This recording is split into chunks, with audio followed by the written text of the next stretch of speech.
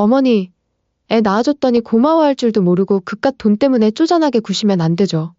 애는 너희들이 좋아서 낳았던 거 아니니? 아니, 저희 좋자고 해도 저는 다른 남편 고를 수도 있었잖아요.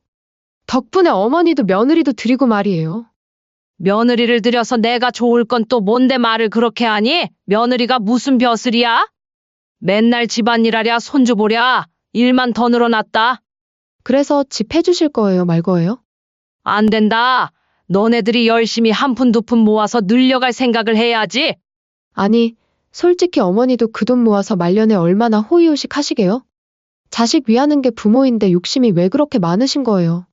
만약 안 해주실 거면 앞으로 저는 시댁이랑 연 끊고 살래요. 부모로서 책임도 안 하시는 어머니를 제가 왜 어머님 하면서 모시고 살아야 해요? 차라리 없는 게 더 편하고 좋죠. 그러는 너는 얼마나 자식 노릇을 했길래 그러니? 자식으로서 며느리로서 나한테 밥 한 끼를 대접한 적 있니? 아니면 손주 봐주고 고생했다며 용돈 한 푼을 줘본 적이 있니? 맨날 시어머니를 부려먹기나 하고 내가 조금 싫은 말하면 인상 팍팍 써가면서 온갖 눈치는 다 주고 말이야. 너 말 따라 연 끊고 살면 나야 편하지? 그럼 손주 얼굴도 평생 안 보실 거라는 거죠? 우리 하민이 불쌍해서 어쩌나 친할머니 없이 자라겠네. 이번 사연의 주인공은 64세 신말분 씨입니다. 그리고 그녀의 아들과 며느리에 관한 이야기이죠. 말분 씨는 남편과 일찍 사별한 후 하나뿐인 아들 지훈을 키우며 평생을 헌신적으로 살아왔습니다. 아들을 키우기 위해 20대 후반부터 국밥집을 운영하기 시작해서 새벽부터 밤늦게까지 뼈 빠지게 일하면서도 아들을 훌륭하게 키워냈죠. 30년 넘게 국밥집을 운영하며 모은 돈으로 아들이 결혼할 때는 그야말로 전 재산이나 다름없는 거금을 들여 아파트와 고급 차량 그리고 혼수까지 완벽하게 마련해줬습니다. 하지만 며느리는 처음부터 뭔가 달랐습니다. 결혼식 날부터 시댁의 지원을 너무나 당연하게 받아들이는 모습이었죠. 감사한 기색은커녕 마치 자신이 받아 마땅한 것이라는 듯한 태도였습니다. 며느리가 결혼 후 전업주부가 된 것까지는 말분 씨도 이해해보려 했습니다. 요즘 젊은 부부들이 그렇게 사는 경우도 많으니까요. 그런데 문제는 그 다음이었습니다. 며느리는 집안일에 전혀 손을 대지 않았습니다. 말분 씨가 가끔 아들 집에 방문할 때마다 집안은 항상 엉망진창이었죠. 거실 테이블 위에는 며칠 된 것 같은 배달음식 용기들이 쌓여 있고 싱크대에는 설거지가 산더미처럼 쌓여 있었습니다. 바닥에는 과자 부스러기와 머리카락이 뒹굴고 있었고요. 처음에 말분 씨는 며느리가 아직 새댁이라 서툴 수도 있겠다고 생각했습니다. 다혜야, 집안일이 좀 버거우면 조금씩이라도 해봐. 한꺼번에 하려니까 힘들지? 말분 씨가 조심스럽게 조언하자 며느리는 대답했습니다. 어머니, 저도 이렇게 지저분한 거 싫어해요. 그런데 혼자 사는 것도 아니고 남편이랑 같이 사는데 제가 다 해야 하나요? 며느리의 답변에 말분 씨는 당황했습니다. 그럼 지훈이랑 같이 하면 되잖아. 그건 제가 알아서 할 테니까 신경 꺼주세요. 잔소리 하실 거면 좀 도와주고 하세요. 다혜야, 잔소리 하려는 건 아니고 정도가 있잖니? 어머니, 어차피 오셨는데 그냥 앉아만 계실 거예요? 이왕 온 김에 좀 도와주시면 안 되나요? 며느리의 뻔뻔함에 말분 씨는 할 말을 잃었습니다. 하지만 며느리와 다투기 싫기도 하고 아들이 이런 집안 꼴에서 사는 걸 못 보겠던 말분 씨는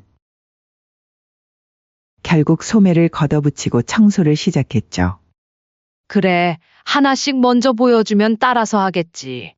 싱크대 가득한 설거지를 하고 바닥을 쓸고 닦고 쌓여있던 빨래까지 개서 정리했습니다. 며느리는 그 옆에서 소파에 누워 휴대폰만 만지작거렸습니다. 말분 씨가 땀을 뻘뻘 흘리며 청소를 하는 동안에도 고맙다는 말 한마디 없었죠. 이런 일이 반복되자 말분 씨는 아들 집 방문을 점점 꺼리게 되었습니다. 명절이나 가족 모임 때도 마찬가지였습니다. 며느리는 늘 어떤 핑계를 대며 불만 가득한 표정으로 짧게 머물렀습니다. 추석 때였습니다. 말분 씨가 정성껏 차례상을 준비하고 아들 부부를 기다렸는데 아들만 도착하고 며느리는 보이지 않았죠. 엄마, 다혜는 오늘 아프다고 해서 집에서 쉬겠다고 하더라고요. 이런 며느리의 태도에 아들조차도 점점 어머니와 거리를 두기 시작했습니다. 엄마, 다혜가 좀 예민해요. 우리끼리 조용히 지내고 싶다고 하니까 너무 기대하진 마세요. 아들의 말에 말분 씨의 마음은 무너졌습니다.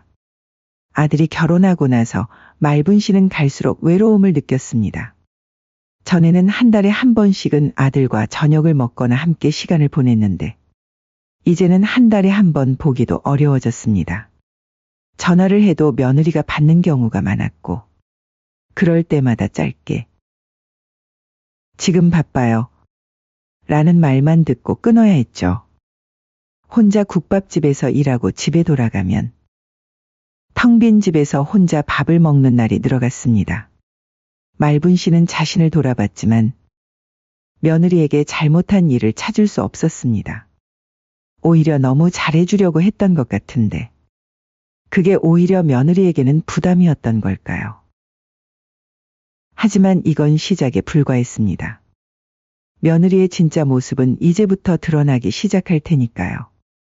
그렇게 1년이 지났을 무렵 며느리에게서 반가운 소식이 전해졌습니다. 아들이 기뻐하며 전화를 걸어왔습니다.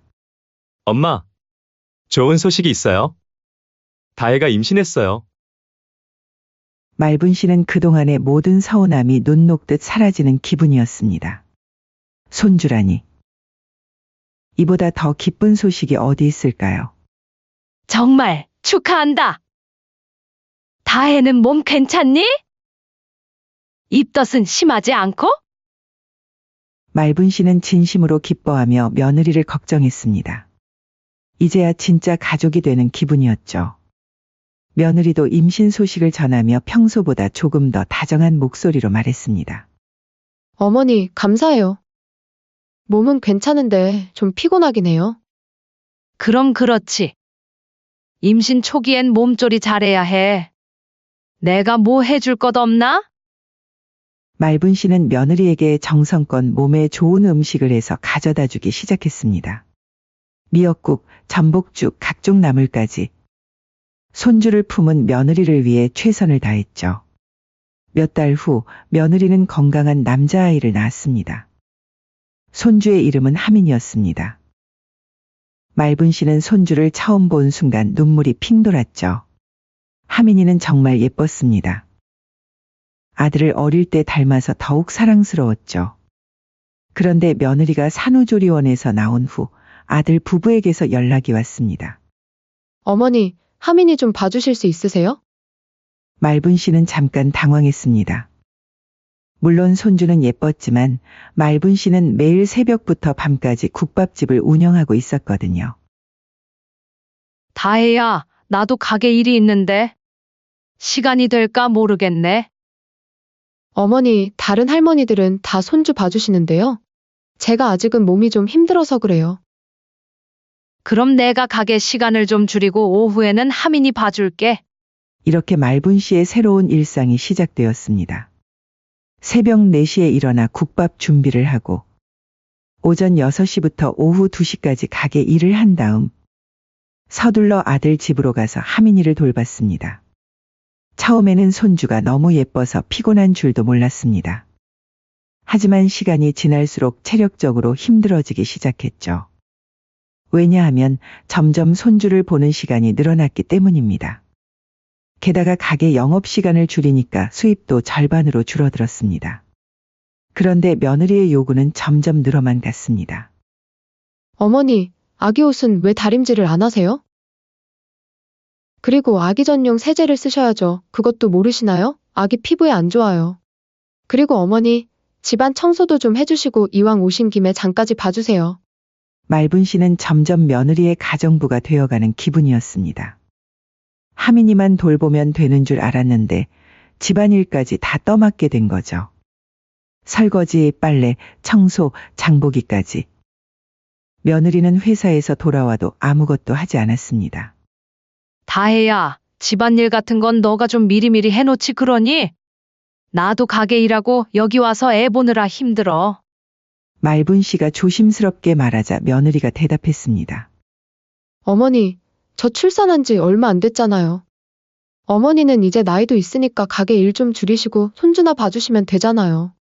며느리의 말에 말분 씨는 가슴이 답답했습니다. 그런데 문제는 이제부터였습니다. 여느 때와 다름없이 손주를 보러 간 말분 씨가 잠깐 화장실에 간 사이에 하민이가 소파에서 살짝 굴러떨어졌습니다. 다행히 큰 상처는 없었지만 팔꿈치에 작은 긁힌 자국이 생겼죠. 하민이는 울음을 터뜨렸고 말분 씨는 깜짝 놀라 아이를 달랬습니다. 하민아, 괜찮니? 안 다쳤어? 그때 마침 방에서 나온 며느리가 하민이의 상처를 보고는 얼굴이 싸늘하게 변했습니다. 어머니, 이게 뭐예요? 애가 왜 다쳤어요? 내가 잠깐 화장실 간 사이에 넘어진 모양이구나. 어머니가 제대로 안 보니까 애가 다치잖아요. 미안하다. 잠깐 그 사이에 넘어질 줄은 몰랐네. 미안하다고 되는 문제가 아니에요. 애가 더 크게 다칠 뻔했잖아요. 며느리의 목소리가 점점 높아졌습니다. 이거 아동방임이에요. 가볍게 생각할 문제가 아니라고요. 말분 씨는 당황했습니다. 아동 방임이라니요. 며느리는 계속해서 말분 씨를 몰아붙였습니다. 아니, 그게 무슨 말이니? 아동방임이라니? 애는 언제든지 넘어질 수 있는데 안 보고 계셨잖아요. 그럼 너는 방 안에서 핸드폰이나 하고 있지 않았니? 대체 누가 아동방임인데? 그럼 화장실 간다고 저한테 말하셨으면 제가 나와서 보고 있었겠죠? 왜 이렇게 안일하게 행동하시는 거예요? 이러다가 얼굴에 상처 나거나 큰일 나면 어떡하실 건데요? 그 말을 듣는 순간 말분 씨의 마음이 무너졌습니다. 자신이 정성껏 돌봐온 손주 때문에 이런 말까지 들어야 하다니. 하지만 며느리의 공격은 여기서 끝이 아니었습니다. 며칠 후 며느리가 갑자기 말분 씨를 불러 앉혀놓고 말했습니다. 어머니, 그나저나 애 키우는데 저희 집은 너무 좁지 않아요? 그전에는 남편이랑 둘이서만 사니까 괜찮았는데 평수를 좀 더 넓게 가져가면 좋을 것 같은데. 뭐 더 넓으면 좋긴 좋겠다만 이만하면 좁은 건 아니지 않니? 지금이야 애가 어리니까 그런데 초등학교 들어가고 하면 집이 좁을 거예요. 그래, 그럼 초등학교 입학할 때까지 열심히 모아서 이사하면 되겠구나. 그래도 미리미리 이사하면 좋겠죠. 그래서 말인데요, 어머니. 저희 이사 좀 하게 돈 좀 주실 수 있어요? 한 5억 정도만 해주시면 신도시 쪽으로 평수 넓혀서 가고 싶은데. 뭐라고? 말분 씨는 제대로 못 들은 줄 알았습니다. 5억을 더 달라고? 내가 돈이 어디 있다고 그러니? 어머, 저번에 어머니 오셨을 때 통장 봤어요. 열심히 모으셨던데요, 뭘. 다혜야, 내가 결혼할 때 아파트랑 차까지 해줬는데 또 돈을 달라고? 그게 말이 되니? 어머니, 그것도 다 저희를 위해서 해주신 거잖아요. 그래, 너희를 위해서 해준 거야. 그리고 그 통장에 현금 5억이 있었니? 없었잖아. 어머니, 국밥집도 있고 적금도 있으시잖아요. 며느리는 마치 말분 씨의 재산 상황을 훤히 꿰뚫고 있다는 듯이 말했습니다. 다혜야, 그건 내 노후 대비야. 내 나이에 또 언제까지 일할 수 있겠어? 욕심도 그만 부려라. 말분 씨가 이렇게 말하자 며느리의 얼굴이 순간 일그러졌습니다. 그리고는 목소리를 높이며 말했습니다. 어머니, 그거 집 하나 해줬다고 쪼잔하게 생색내시는 거예요? 말분 씨는 며느리의 말에 충격을 받았습니다. 쪼잔하게 생색낸다고. 제가 다른 집에 시집 갔으면 지금쯤 훨씬 좋은 집에서 살고 있었을 거예요. 며느리의 말은 계속 이어졌습니다.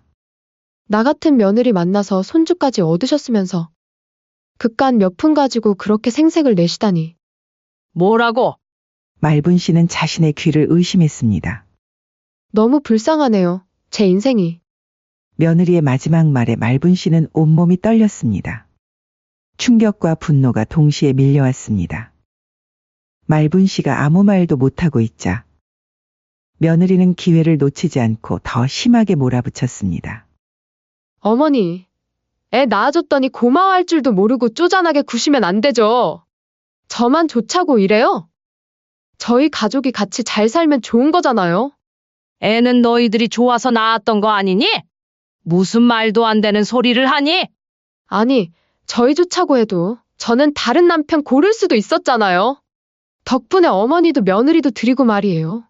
며느리를 들여서 내가 좋을 건 또 뭔데 말을 그렇게 하니? 며느리가 무슨 벼슬이야? 맨날 집안일 하랴 손주 보랴 일만 더 늘어났다. 그래서 해주실 거예요, 말 거예요? 안 된다. 너네들이 열심히 한 푼 두 푼 모아서 늘려갈 생각을 해야지.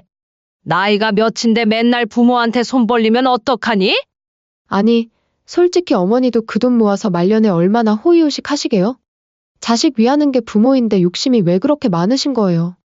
그 순간 며느리가 잠깐 말을 멈추더니 결정적인 한마디를 던졌습니다. 만약 안 해주실 거면 앞으로 저는 시댁이랑 연 끊고 살래요. 뭐?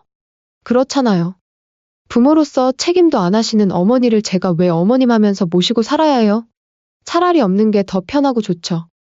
그러는 너는 얼마나 자식 노릇을 했길래 그러니?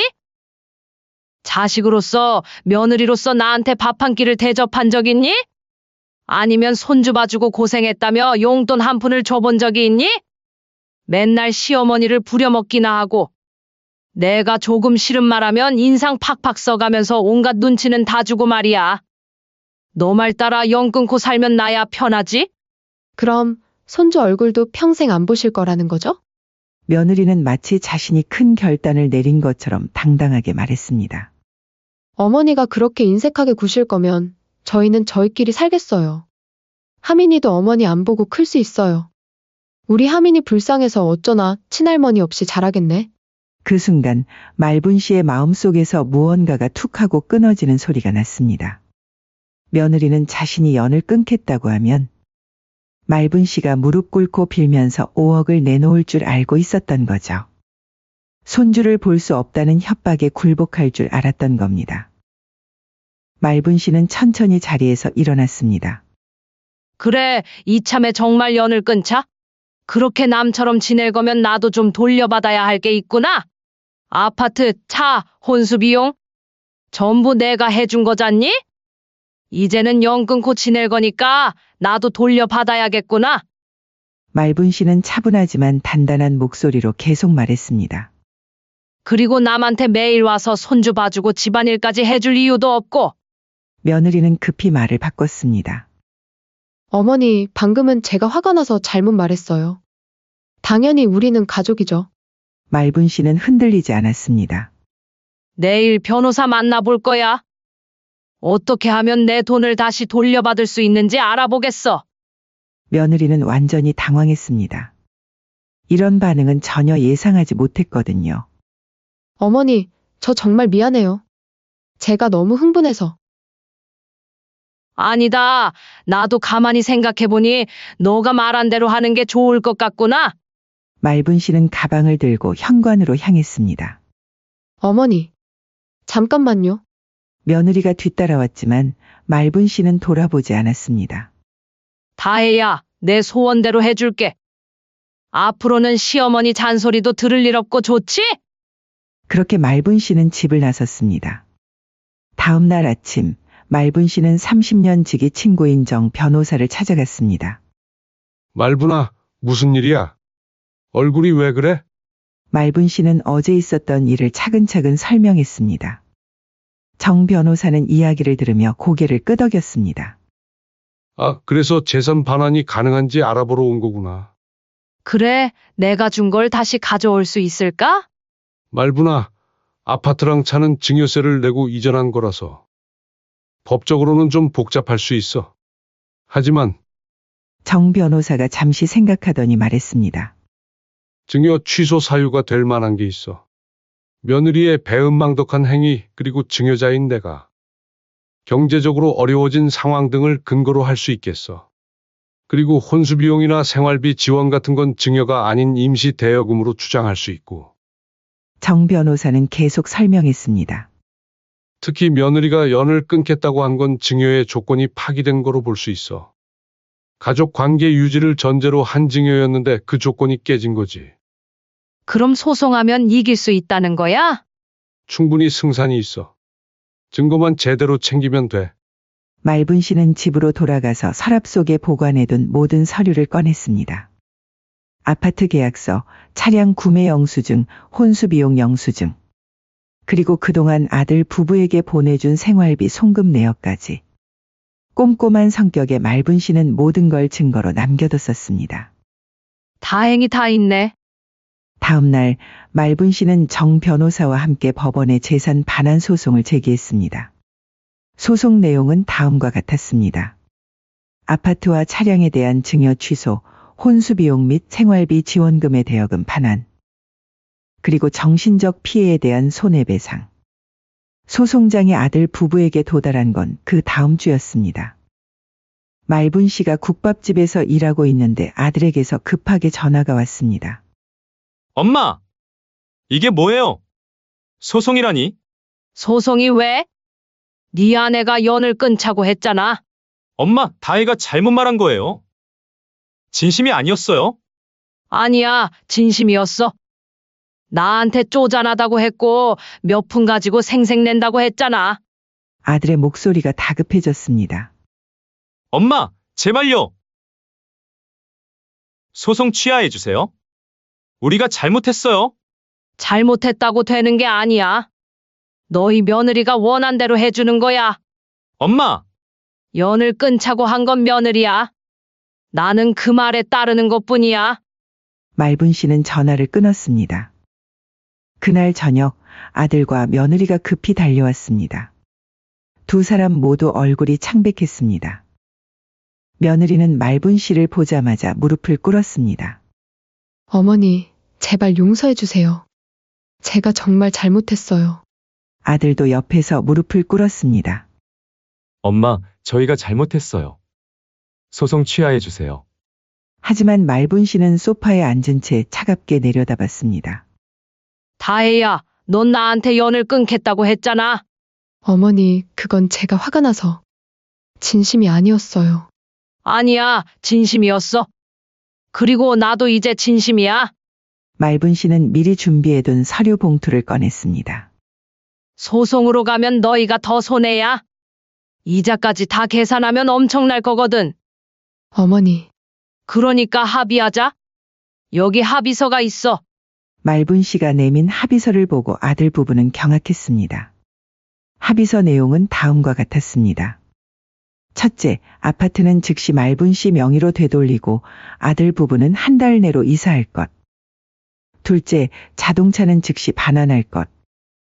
셋째, 혼수 비용과 지난 3년간 지원한 생활비 총액의 70%를 12개월 내에 분할 상환할 것.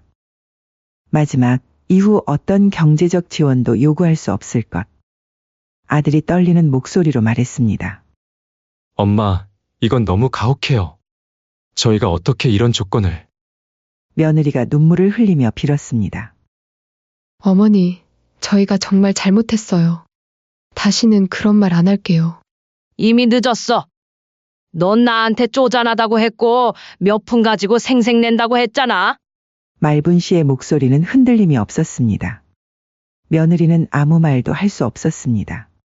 다혜야, 내가 원한 대로 해주는 거야. 이제 정말 남처럼 지내자. 아들이 다시 애원했습니다. 엄마, 제발요. 저희가 어디서 살라고요? 그건 너희가 알아서 해. 연을 끊자고 한 건 너희잖아. 말분 씨는 합의서를 밀어냈습니다. 합의할 거면 지금 서명해. 아니면 법정에서 보자. 아들과 며느리는 서로를 바라봤습니다. 법정으로 가면 더 큰 손해를 볼 게 뻔했습니다. 며느리가 떨리는 손으로 펜을 들었습니다. 어머니, 정말 용서할 수 없으세요? 용서는 했어. 그래서 합의해 주는 거야. 법대로 하면 이것보다 훨씬 많이 내야 해. 며느리는 결국 합의서에 서명했습니다. 아들도 어쩔 수 없이 서명했습니다. 말분 씨는 합의서를 확인하고 말했습니다. 이제 정말 남이야. 더 이상 연락하지 말거라. 그 순간 며느리가 깨달았습니다. 자신이 연을 끊겠다고 협박했던 것이 현실이 되어버린 겁니다. 정말로 시댁과의 연이 끊어져 버린 거죠. 하지만 이미 늦었습니다. 말분 씨의 마음은 이미 돌이킬 수 없을 만큼 단단해져 있었으니까요. 합의서 서명 후 한 달. 말분 씨는 아들 부부에게서 돌려받은 아파트를 매각하고 집에서 가까운 신도시의 조용한 아파트로 이사했습니다. 25평짜리 깔끔한 새 아파트였습니다. 혼자 살기에는 충분했죠. 무엇보다 국밥집까지 걸어서 10분 거리여서 출퇴근이 정말 편해졌습니다. 돌려받은 돈으로 국밥집도 새롭게 단장했습니다. 직원 2명을 더 고용해서 이제 말분 씨는 굳이 새벽부터 나와 모든 준비를 할 필요가 없어졌죠. 오전 8시에 출근해서 오후 6시에 퇴근하는 정상적인 스케줄이 가능해졌습니다. 무엇보다 수입이 다시 늘어났습니다. 손주를 돌보느라 줄였던 영업시간을 정상화하니까 매출이 예전보다 훨씬 좋아졌거든요. 사장님, 요즘 정말 좋아 보이세요. 뭔가 달라졌어요. 단골 손님이 말분 씨에게 말했습니다. 그래요? 뭐가 달라졌는데요? 표정이 훨씬 밝아지셨어요. 전에는 좀 피곤해 보이셨는데. 정말 그랬습니다. 주말에는 아무도 신경 쓰지 않고 하고 싶은 일을 할 수 있었죠. 어느 토요일 오후 말분 씨는 평생 해보고 싶었던 일을 시작했습니다. 안녕하세요. 스포츠 댄스 처음이세요? 문화센터 강사가 밝게 인사했습니다. 네, 처음이에요. 잘 부탁드려요. 말분 씨는 수줍게 웃으며 대답했습니다. 평생 일만 하며 살았던 그녀에게 이런 시간은 정말 처음이었습니다. 괜찮아요? 나이는 숫자일 뿐이에요. 여기 오시는 분들 대부분 비슷한 연령대세요. 정말 그랬습니다. 스포츠 댄스 교실에는 60대가 대부분이었습니다. 모두 자식들을 위해 평생을 바쳤지만 이제는 자신만의 삶을 찾아가는 여성들이었죠. 저는 새 아이 키우느라 젊음을 다 바쳤어요. 이제야 제 인생을 사는 중이죠. 저도 며느리 눈치 보느라 스트레스가 심했는데, 이제는 자유예요. 말분 씨는 그들의 이야기에 깊이 공감했습니다. 처음으로 자신과 비슷한 처지의 친구들이 생긴 것 같았습니다. 춤을 배우는 것도 생각보다 재미있었습니다. 서툴렀지만 음악에 맞춰 몸을 움직이는 게 이렇게 즐거울 줄 몰랐죠. 말분 씨, 센스가 좋으시네요. 금방 늘겠어요. 스포츠 댄스 수업 후에는 새 친구들과 카페에서 수다를 떨었습니다. 말분 씨는 어떻게 이렇게 자유로워지셨어요? 친구들이 궁금해했습니다. 말분 씨는 자신의 이야기를 들려줬습니다. 며느리가 연을 끊겠다. 고했던 이야기, 그리고 정말로 연을 끊게 된 이야기를. 어머, 정말요? 며느리가 그런 말을 했다고요? 가게까지 팔아서 5억을 더 달라고. 세상에. 이거 한번 사연에 보내보세요. 제가 자주 보던 인생의 흔적이라는 채널이 있는데. 친구들은 모두 말분 씨의 편이었습니다. 잘하셨어요. 그런 며느리한테 왜 계속 당하고 살아요? 맞아요. 우리도 이제 우리 인생 살아야죠. 말분 씨는 이런 대화가 정말 즐거웠습니다. 그동안 누구에게도 털어놓지 못했던 속마음을 나눌 수 있게 되었거든요. 한편 아들과 며느리는 어떻게 지내고 있을까요? 합의서대로 한 달 안에 이사를 해야 했던 그들은 전세로 작은 아파트에 들어갔습니다. 며느리는 이제 정말로 집안일을 해야 했습니다. 매일 와서 청소하고 설거지하고 하민이를 돌봐주던 시어머니가 없으니까 모든 걸 직접 해야 했거든요. 여보, 집안일 너무 힘들어요. 어머니가 얼마나 많은 일을 해주셨는지 이제 알겠어요. 며느리는 아들에게 털어놓았습니다. 그럼 그때 왜 그런 말을 했어? 엄마한테 연을 끊겠다고. 아들도 후회하고 있었습니다. 어머니가 얼마나 많은 도움을 줬는지 어머니를 잃고 나서야 깨달았거든요. 게다가 매달 700만 원씩 갚아야 하는 돈도 부담이었습니다. 아들의 월급만으로는 생활비와 대출 상환을 감당하기 어려웠죠. 결국 며느리도 파트타임 일자리를 구해야 했습니다. 말분 씨는 더 이상 자식들의 사정을 들어주지 않았습니다. 몇 달이 지나면서 며느리는 점점 더 후회하게 되었습니다. 친구들과 만날 때마다 시어머니 이야기가 나왔는데 다들 말분 씨 같은 시어머니를 부러워했거든요. 다혜야, 너 시어머니 진짜 좋으신 분이었는데 왜 그랬어? 맞아. 손주 봐주고 집안일까지 해주시는 시어머니가 어디 있어? 부럽다야. 우리는 시어머니가 한 달에 한 번 와도 스트레스인데. 친구들의 말을 들을 때마다 며느리는 자신이 얼마나 큰 실수를 했는지 깨달았습니다. 하지만 이미 늦었습니다. 말분 씨는 새로운 삶에 완전히 만족하고 있었거든요. 어느 일요일 말분 씨는 스포츠 댄스 친구들과 함께 등산을 갔습니다. 산 정상에 올라가서 친구들과 함께 도시락을 먹으며 이야기를 나눴습니다. 말분 씨, 정말 행복해 보여요. 그래요. 네, 처음 봤을 때보다 훨씬 밝아지셨어요. 말분 씨는 미소를 지었습니다. 정말 그랬습니다. 64세에 이런 행복을 느낄 줄 몰랐습니다. 자신만의 시간, 자신만의 친구들, 자신만의 취미. 이 모든 게 이렇게 소중한 줄 몰랐죠. 평생 자식만 보고 살았는데 이제야 내 인생을 사는 것 같아요.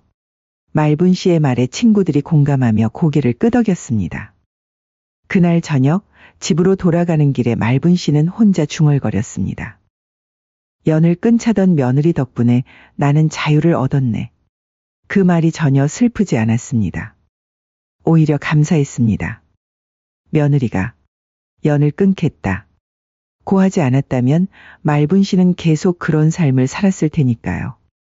매일 새벽부터 밤늦게까지 일하고 손주 돌보고 집안일하고 자신의 인생은 없이 말이죠. 이제 말분 씨는 당당했습니다.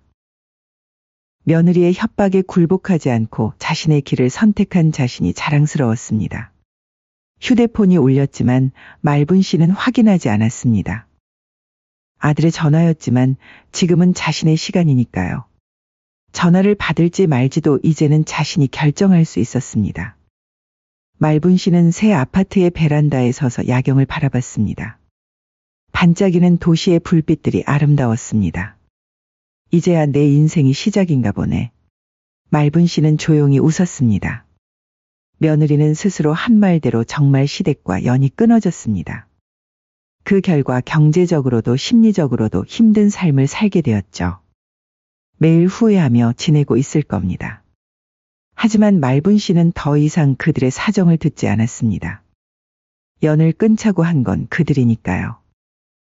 대신 말분 씨는 자신만의 행복한 제2의 인생을 살기 시작했습니다. 늦었지만 진짜 자신을 위한 삶을 말이죠.